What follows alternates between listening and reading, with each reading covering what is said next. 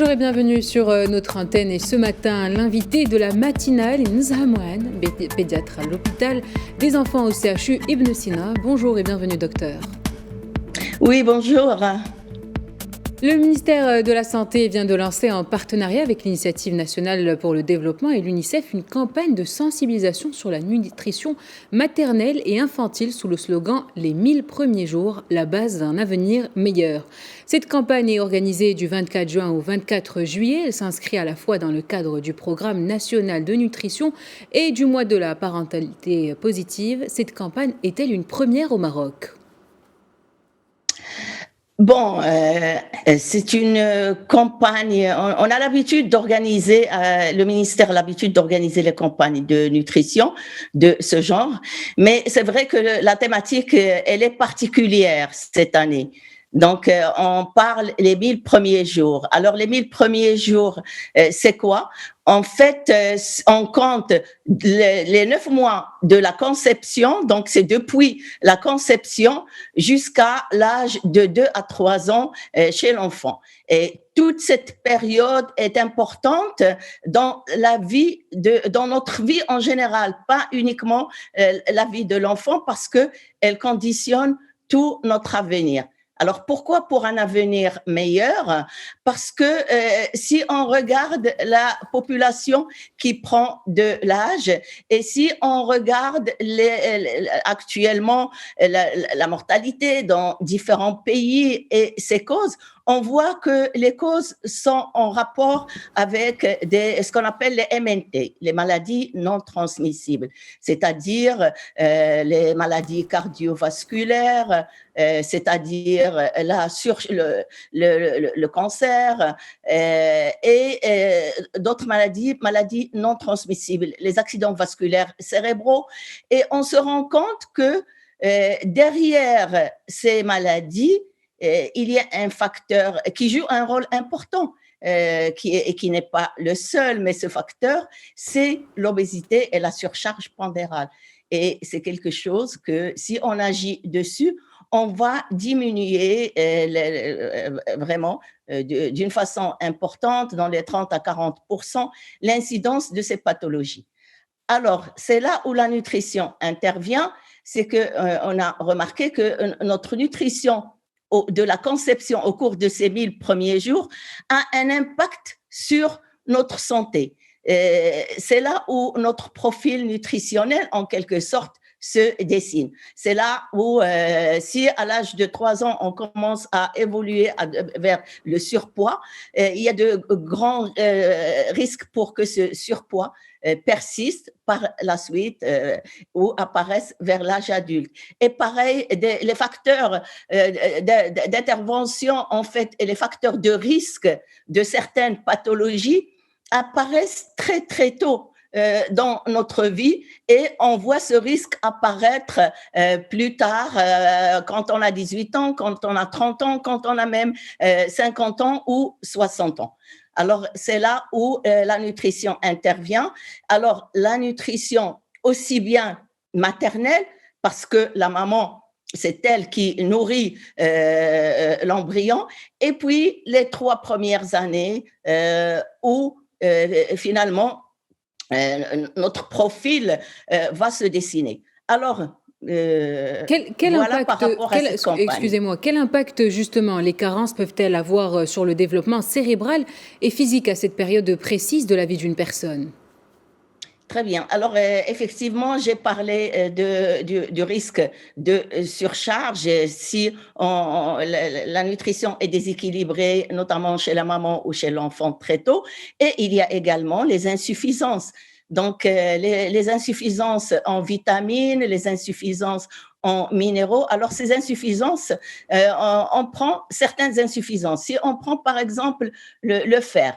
Le fer, il joue un rôle important sur le développement mental, sur le développement cognitif chez l'enfant et par la suite sur les apprentissages scolaires chez l'enfant. Alors, si la maman présente une carence en fer, on a les conditions de l'accouchement également, le saignement, etc., qui prédisposent aux carences en fer, et on a l'enfant à la naissance, notamment s'il est en insuffisance de poids et par rapport à son alimentation qui présente cette insuffisance de fer. Donc, elle aura un impact important sur le côté cérébral. Et c'est pour ça que finalement, on conseille la meilleure nutrition, notamment chez l'enfant au cours des 6 premiers mois, essentiellement, et les 2 premières années, c'est le lait maternel au départ, l'allaitement maternel exclusif au cours des 6 premiers mois, qui répond vraiment aux besoins nutritionnels de l'enfant pendant ces 6 premiers mois. Et bien sûr, il faut bien équilibrer l'alimentation quand on commence à le diversifier par la suite. Et cette initiative s'inscrit aussi dans le cadre des efforts déployés par le Maroc pour valoriser le capital humain. Pouvez-vous nous expliquer l'idée développée ici? Exactement, c'est la valorisation du capital humain.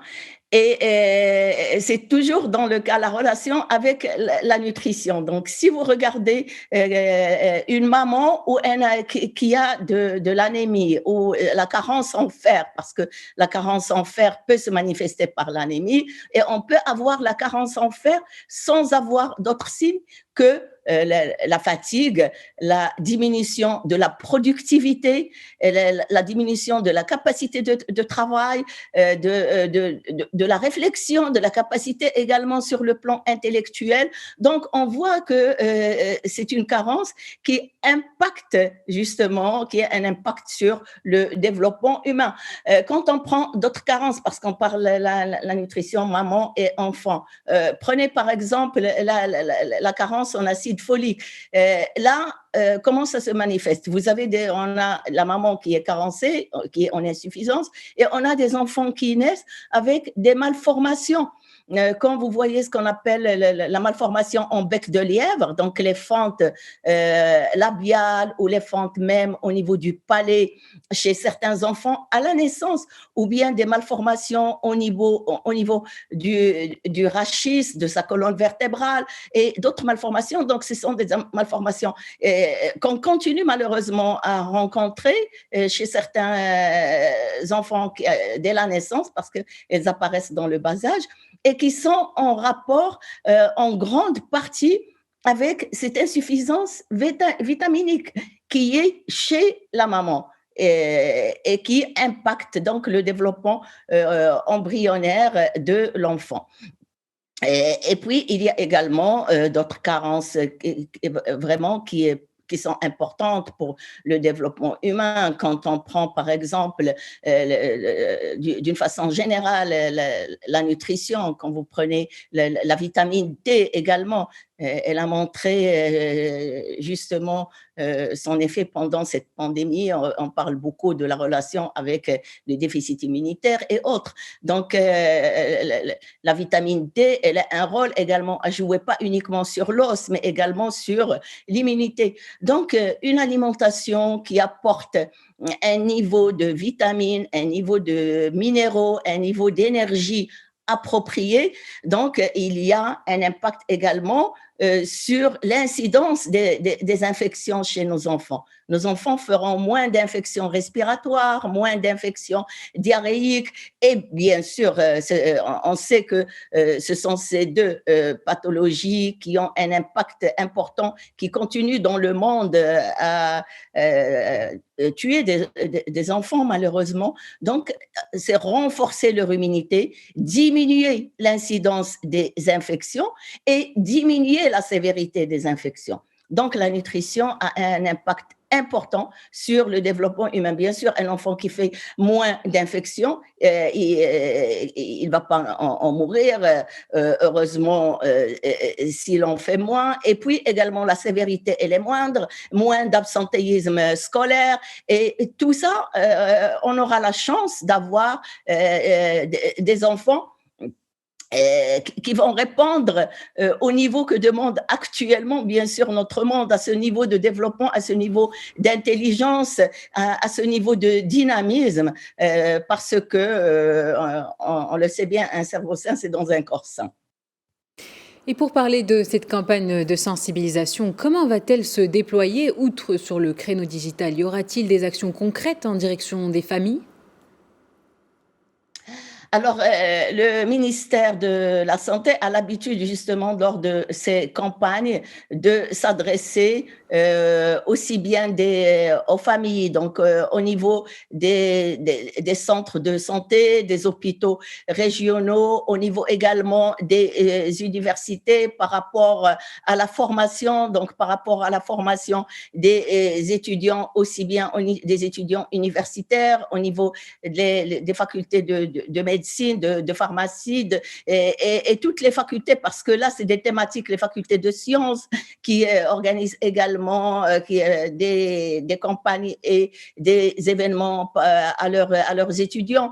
Donc, c'est vraiment une dynamique générale. Au niveau des hôpitaux, nous, on a des groupes de sensibilisation aux mamans, aux patients qui s'adressent aux consultations. Donc, on a l'habitude d'organiser même donc des campagnes et des séances d'information et de sensibilisation, et bien sûr des supports également d'information qui accompagnent cette campagne, donc à l'intention également des parents, parce que les parents, ils aiment bien partir, bien sûr, avec des documents qu'ils peuvent consulter à tête reposée chez eux, et soutenir donc les messages oraux qu'on donne lors de l'information. Et avant cette campagne, y avait-il des campagnes semblables à celle-ci?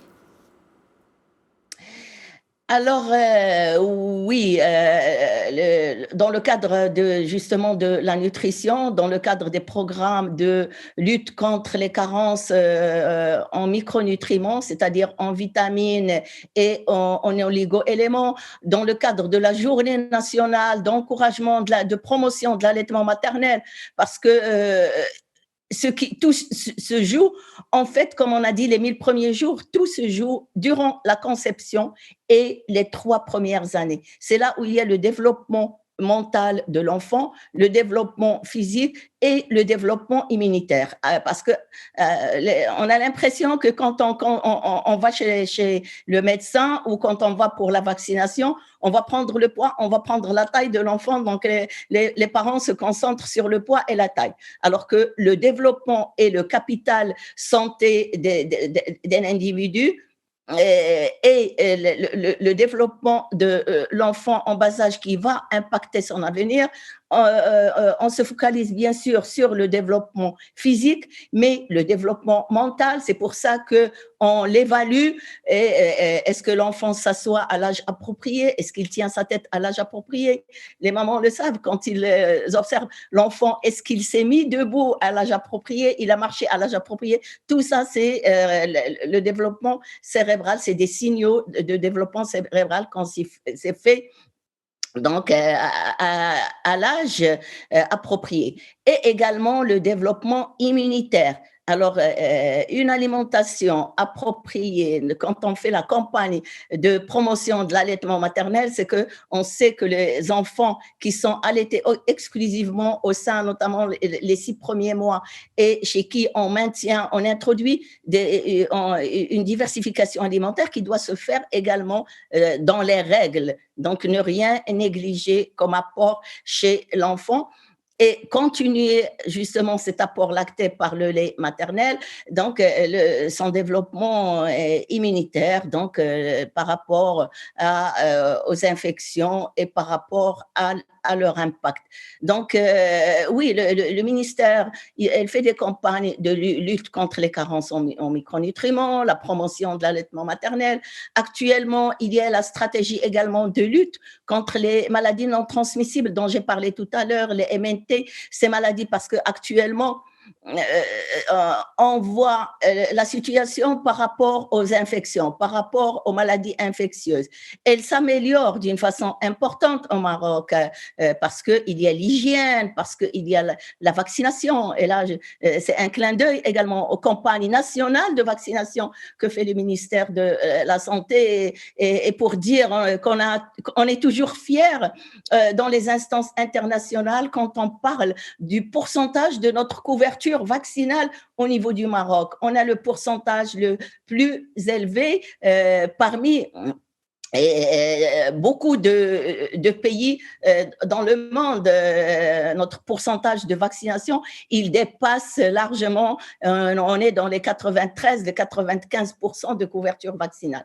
Et là, c'est grâce justement à ces efforts qu'on fait pour mobiliser, pour informer la population et également dans le cadre de la formation de tous les professionnels de santé. Et donc, je reviens aux maladies non transmissibles. Actuellement, également, il y a une stratégie de lutte contre la surcharge pondérale et dans le cadre, parce qu'elle est responsable, comme j'ai dit, de pas mal de maladies non transmissibles et c'est le créneau actuellement. On décède plus de maladies non transmissibles que des infections. Et dans l'avenir, donc, les pays en développement vont souffrir davantage justement de ces pathologies chroniques qui sont consommatrices de médicaments et qui sont consommatrices également, qui diminuent notre productivité. Donc, sur le plan économique, quand on voit l'incidence du diabète, elle est très élevée dans le monde entier actuellement. Donc, le diabète, comme j'ai dit, les maladies cardiovasculaires, le cancer. Donc, toutes ces maladies non transmissibles et derrière pas mal d'entre elles, il y a la surcharge pondérale, il y a l'obésité. Quand vous prenez le diabète et que le patient s'améliore et sur le plan nutritionnel, on voit bien que sa glycémie, elle est beaucoup mieux équilibrée et qu'il arrive à contrôler son diabète. Bien donc, évidemment. Et enfin, pour finir, pouvez-vous nous parler justement du site dédié sahti.gov.ma? Alors, écoutez, bien sûr, l'information actuellement digitale, elle est très importante. C'est un site qui aborde justement tous ces programmes du ministère de la Santé et c'est un site qui comporte beaucoup d'informations et j'invite justement aussi bien toute la population à aller le découvrir et aller consulter. Vous allez trouver des informations qui sont vraiment très utiles par rapport justement à la santé dans sa globalité. Et la nutrition a cette particularité que on dit que la nutrition, elle est transversale. Donc, ce n'est pas comme une spécialité cancer, c'est uniquement ça, ou pneumo. Ou, la nutrition, elle est transversale et elle couvre vraiment différentes disciplines. On la trouve en sociologie, on la trouve en médecine, on la trouve en pharmacie. Donc, et vraiment, c'est comme ça également sur le terrain. Donc, elle couvre, finalement, on voit que la nutrition, c'est un socle. Donc, il faut faire très attention à sa nutrition. Et pour finir, merci Nezha Mouane pour ces éclairages et merci pour ces conseils. Je rappelle que vous êtes pédiatre à l'hôpital des enfants au CHU Ibn Sina. Je rappelle donc que c'était cette campagne qui est organisée du 24 juin au 24 juillet. Et merci, c'est la fin de notre rubrique. L'invité de la matinale, merci de l'avoir suivi, mais restez avec nous, l'info continue sur Média TV.